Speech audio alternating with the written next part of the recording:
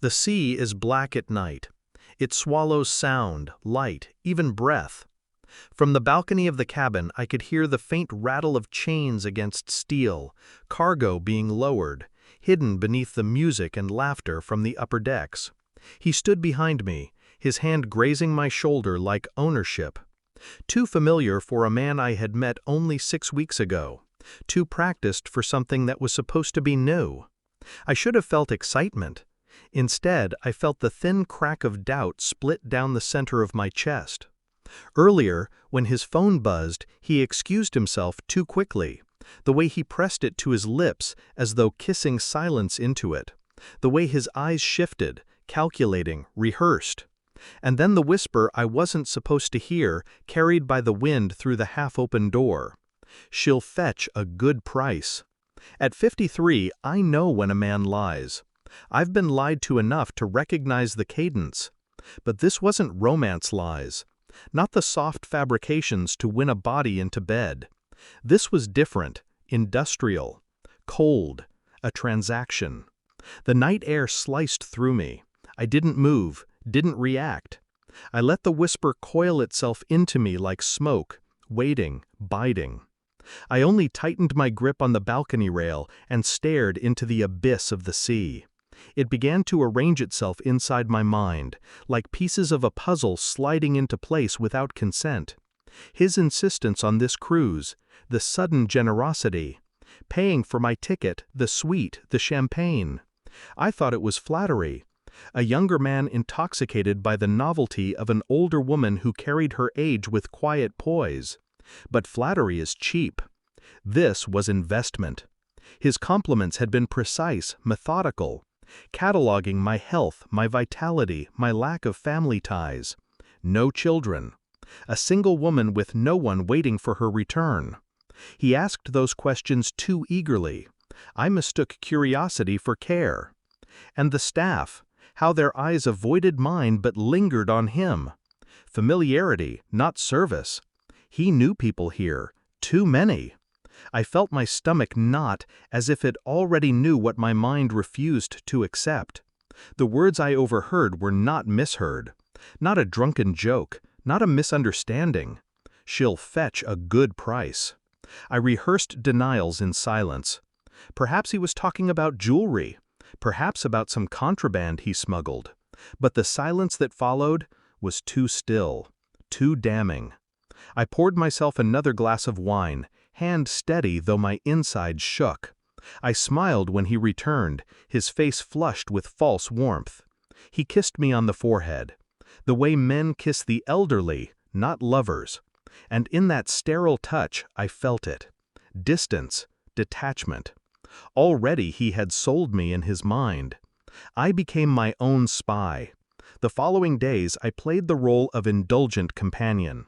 Laughter at dinners, walks on deck, even the occasional brush of his hand against mine. But my eyes, my ears, never rested. I noted the coded exchanges between him and the crew. The way they never asked for his room number, never checked his key card. He belonged here in ways I did not. I studied his phone reflection in the cabin window when he typed, his thumbs moving in deliberate rhythm. Not messages of affection, numbers, schedules, names.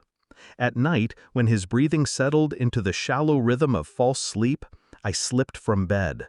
Quiet, calculated. I searched his things. Passports. Not just his. 2 others, with faces of women who looked nothing alike, all close to my age. The stamps suggested one-way voyages. None of the women had returned. In the drawer, folded with precision, a contract. Foreign language. But numbers I could read. Figures that could only mean one thing. Valuations. My value. I closed the drawer without a sound. I returned to bed. I laid beside him, breathing evenly while my mind constructed its map. Every detail, every lie, every falsity he thought invisible. My fear crystallized into something harder, something colder, strategy. The truth arrived quietly, almost politely. In the ship's infirmary, while he entertained himself elsewhere, I feigned seasickness. The nurse handed me water. She asked my name. I gave it. She frowned, cross-checked a list. Wrong name, wrong entry.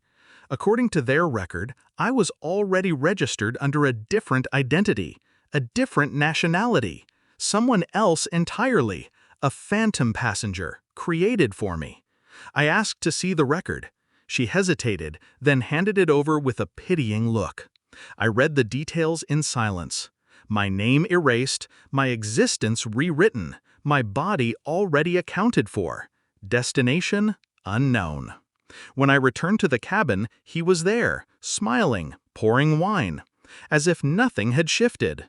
I placed the document on the table between us. He froze. His lips parted, searching for words, but I said nothing.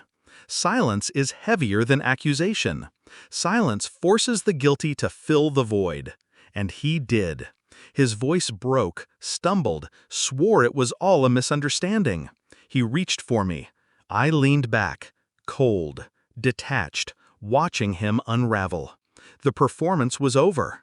I didn't scream, I didn't strike, I didn't weep. I simply handed him the second phone I had found beneath his shirts. The one with messages, names, bank accounts. Evidence. I forwarded everything, I whispered, my first words in hours. His face drained. To who? He demanded, voice cracking. I smiled faintly. Everyone who matters. The ship's captain, the port authorities, the anonymous addresses I had chosen carefully in the infirmary, sending attachments while the nurse's back was turned. He tried to lunge for the phone, but I had already tossed it into the glass of wine he poured, drowning it in red. His panic was exquisite, raw, animal. He wasn't a hunter anymore. He was prey. I stood, walked to the door, looked back once, not at him, but at the document still lying on the table. His careful forgery, his arrogance, his undoing. Enjoy the cruise, I said softly, and left him there with the silence. The sea looked different that night. No longer an abyss, just water, moving, passing. Somewhere below, the engines hummed. Somewhere behind me, he drowned in his own unraveling, waiting for hands heavier than mine to take him away. I did not pity him. I did not even hate him. Hatred implies attachment. He had none of me anymore.